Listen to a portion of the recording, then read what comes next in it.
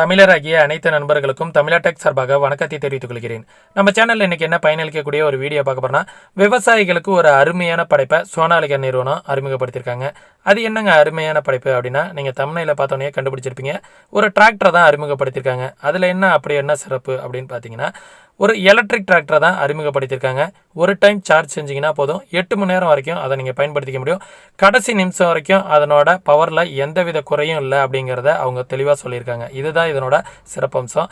மேலும் இதில் என்னென்னலாம் ஸ்பெசிஃபிகேஷன் இருக்குது, இதனுடைய விலை என்ன, மேலும் என்னென்னலாம் இதில் சிறப்பு இருக்குது, இதை எப்படி வாங்குறது, இதற்காக மானியம் அரசு ஒதுக்கியிருக்காங்களா அப்படிங்கிறதெல்லாம் பற்றி இன்றைக்கி வீடியோவில் நம்ம தெளிவாக பார்க்க போகிறோம். அதுக்கு முன்னாடி நம்ம சேனலுக்கு யாராவது புது நண்பர்கள் வந்திருந்தீங்கன்னா நம்ம சேனலை சப்ஸ்கிரைப் பண்ணிங்க, கூடவே அந்த பெல் ஐக்கானையும் ப்ரெஸ் பண்ணிங்க.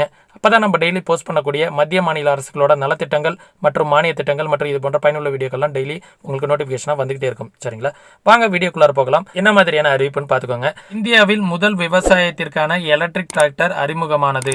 விவசாயிகள் இனி எளிதில் எலக்ட்ரிக் வாகனத்தை வாங்க முடியும் அப்படிங்கிறதையும் இவங்க சொல்லியிருக்காங்க. அதே நேரத்தில் இதை எப்படி பயன்படுத்த முடியும் அப்படிங்கிறதுக்கான விளக்கத்தையும் பார்ப்போம். இந்தியாவின் முதல் வயல்வெளிகளுக்கு பயன்படுத்தக்கூடிய எலக்ட்ரிக் டிராக்டரை டைகர் என்ற பெயரில் அறிமுகப்படுத்தப்பட்டுள்ளது. இந்த எலக்ட்ரிக் டிராக்டரை பற்றி இந்த செய்தியில் முழுமையாக பார்ப்போம் அப்படிங்கிறத சொல்லியிருக்காங்க. லக்ஷ்மணன் தாஸ் மிட்டால் என்பவரால் தயாரிக்கப்பட்டு வரும் இந்திய டிராக்டர் தயாரிப்பு நிறுவனம் சோனாலிகா. இந்த நிறுவனத்தில் இருந்துதான் டைகர் எலக்ட்ரிக் டிராக்டர் விற்பனைக்கு அறிமுகம் செய்யப்பட்டுள்ளது. இந்த எலக்ட்ரிக் டிராக்டர் ஐரோப்பாவில் வடிவமைக்கப்பட்டுள்ளது என கூறப்பட்டுள்ளது. இந்த நிறுவனம் சோனாலிகா நிறுவனத்தால் இந்த டிராக்டர் அறிமுகப்படுத்தப்பட்டிருக்கு. இந்த சோனாலிகா நிறுவனத்திலேருந்து 6 லட்ச ரூபா விலையில இந்த டிராக்டரை அறிமுகப்படுத்த போறோம் அப்படிங்கிறதும் சொல்லியிருக்காங்க. இயக்க ஆற்றலை வழங்க டைகர் எலக்ட்ரிக் IP67க்கு இணக்கமான 25.5 kilowatt natural cooling compact battery பொருத்தப்பட்டுள்ளது.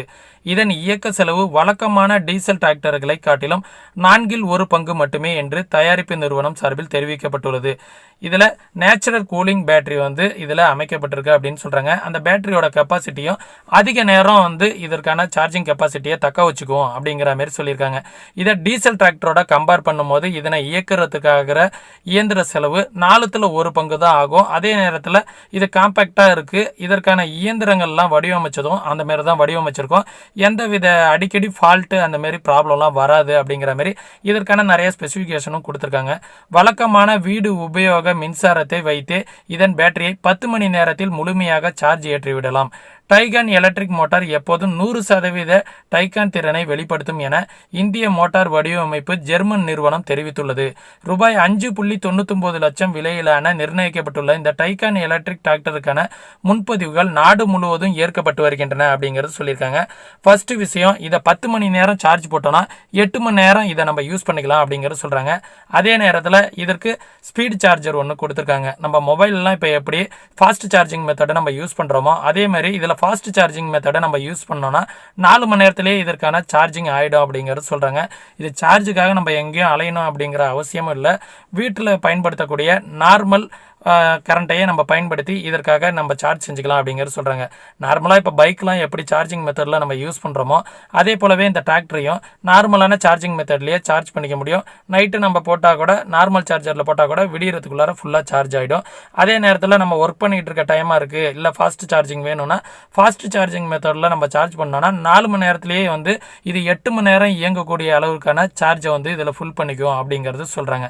அதே நேரத்தில் இதை டீசல் இன்ஜினோட கம்பேர் பண்ணும்போது அதற்காக இயங்குற செலவில் 4/1 பங்கு தான் ஆகுதுங்கிறாங்க. அதுதான் இதனோட சிறப்பம்சமாக இருக்கும். மேலும் இந்த எலக்ட்ரிக் டிராக்டரின் அறிமுகம் குறித்து சோனாலிகா குரூப்பின் நிர்வாக இயக்குனர் ராமன் மிட்டால் கருத்து தெரிவிக்கையில், சோனாலிகா புலம் தயார் டைகன் எலக்ட்ரிக் டிராக்டர் நாளை பசுமை இந்தியாவின் போக்குவரத்தை விரைவாக கொண்டு வருவதற்கும் 2030க்குள் இவைகளை அறிமுகப்படுத்துவதற்கான இந்திய அரசின் லட்சிய நடவடிக்கைக்கும் எங்களுக்கு பங்களிப்பாக இருக்கும் என்கின்றார்.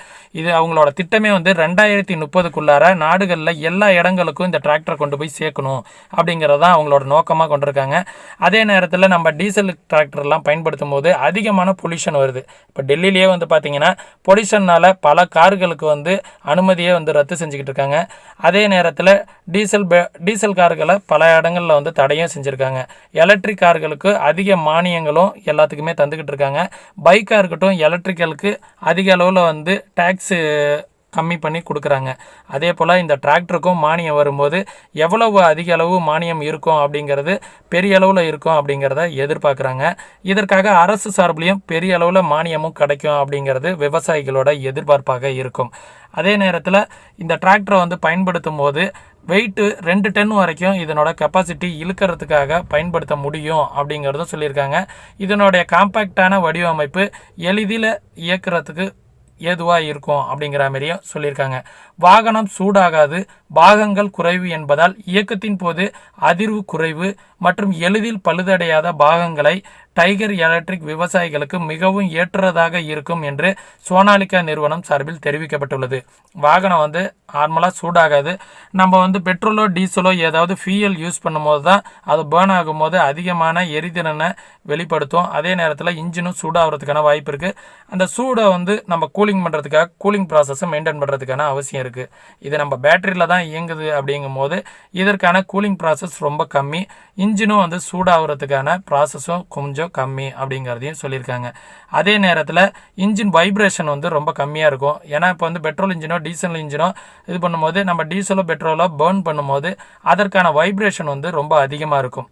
ஏன்னா வெடி போன்ற பொருட்களில் தான் அது இருக்குங்கிறதுனால வைப்ரேஷன் கொஞ்சம் அதிகமாகவே இருக்கும். ஆனால் இந்த மாதிரியான டிராக்டர்களை இயக்கிறதுக்கு பெரிய அளவில் உங்களுக்கு அதிர்வுகள் இருக்காது, ஸ்மூத்தாக இருக்கும் அப்படிங்கிற மாதிரி சொல்லியிருக்காங்க. நார்மலாகவே நம்ம பைக் யூஸ் பண்ணுறோம், எலக்ட்ரிக் பைக்கு எப்படி சத்தம் இல்லாமல் இருக்கோ அதே போலவே ஸ்மூத்னஸாக இருக்கும் டிராக்டரு அப்படிங்கிறத அவங்க சொல்லியிருக்காங்க. மேலும் அதிகபட்சமாக மணிக்கு 24.93 கிலோமீட்டர் வேகத்தில் இயங்கக்கூடிய இந்த எலக்ட்ரிக் டிராக்டர் 2 டன் எடையுடைய டிராலியை இயக்கினாலும் இதன் பேட்டரி சுமார் 8 மணி நேரத்திற்கு இயங்கும் என கூறப்பட்டுள்ளது. இதில் 2 டன் தான் இயக்க முடியுமா அப்படிங்கிறதுன்னு நீங்கள் நினச்சிக்க கூடாது. 2 டன் எடையுடைய ட்ராலியை வந்து நீங்கள் இயக்குனீங்கன்னா 8 மணி நேரத்திற்கு குறையாமல் பயன்படுத்தலாம் அப்படிங்கிறது சொல்கிறாங்க. அதிக எடையுடைய ட்ராலியை நீங்கள் இயக்குற மாரி இருந்துச்சுன்னா கொஞ்சம் கெப்பாசிட்டி கம்மியாக இருக்கும் அப்படிங்கிறது சொல்கிறாங்க. இதில் இன்னும் மாடுலேஷன்லாம் கூட அவங்க கொண்டு வரதுக்கான வாய்ப்பு இருக்குது.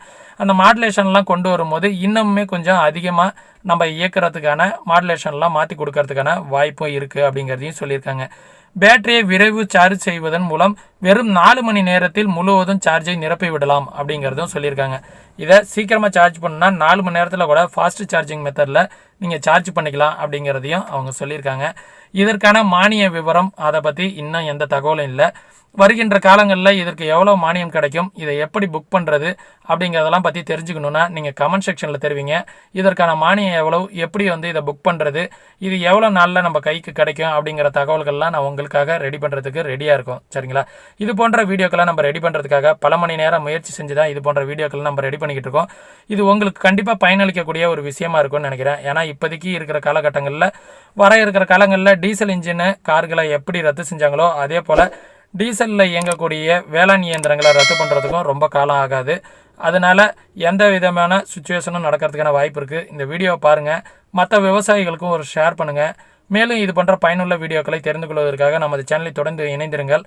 இந்த வீடியோ எப்படி இருந்துச்சுங்கிற கருத்தை வந்து கருத்து பகுதியில் வந்து கமெண்ட் பாக்ஸில் தெரிவிங்க.